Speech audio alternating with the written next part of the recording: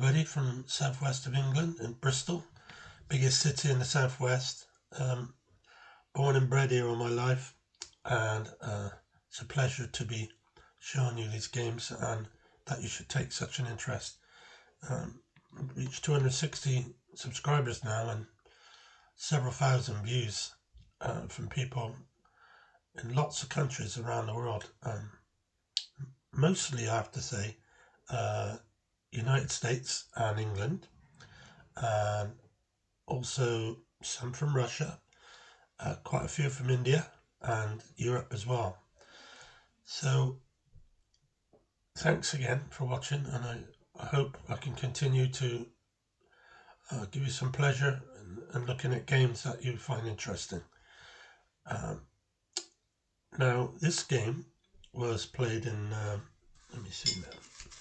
It was played in 2006 in the Bristol Summer Congress, and it was against a gentleman named Stephen Pride.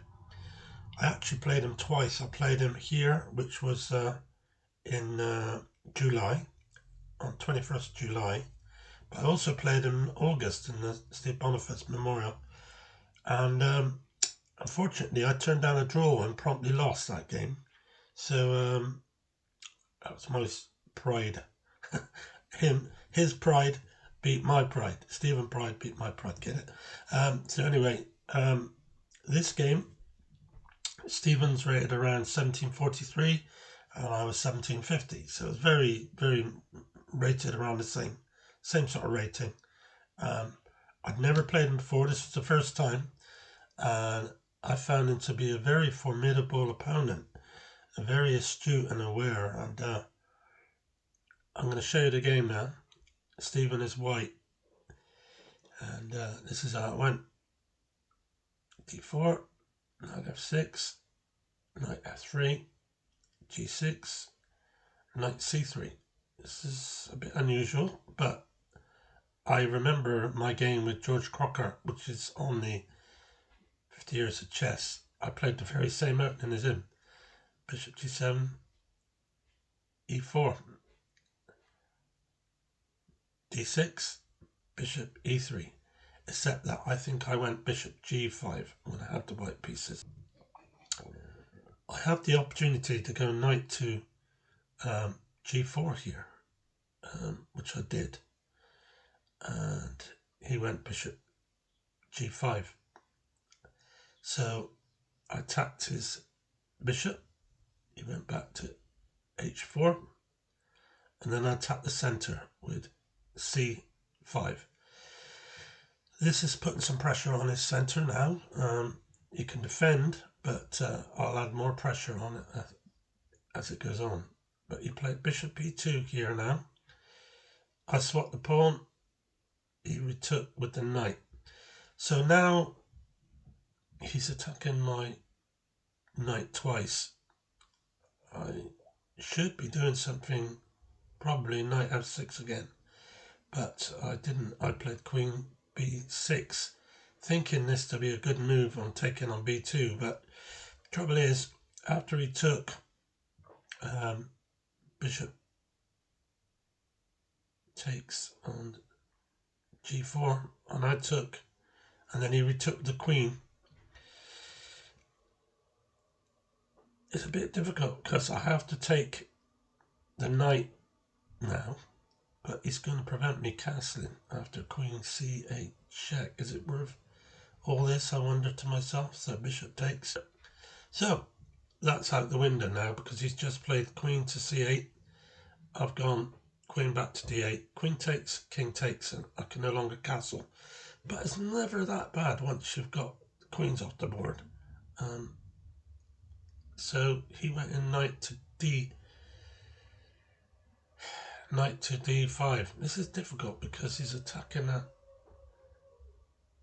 e-pawn on e7. So I tapped the bishop, made him go back to g3, and then I played e6. I could go bishop takes b2, but it's pointless really because after rook to b1, he's going to pick up the b7 pawn, so I'd rather not do that. But it's an even game. Well, I suppose he's doing better than me, really. He's got a slightly better position. C3, pawn takes knight, pawn takes bishop, pawn takes pawn. That was a mistake, of course, because now I'm going to drop a pawn. I didn't play too brilliant in this game, I gotta admit. It wasn't one of my better games. And it's a real struggle, because this guy is,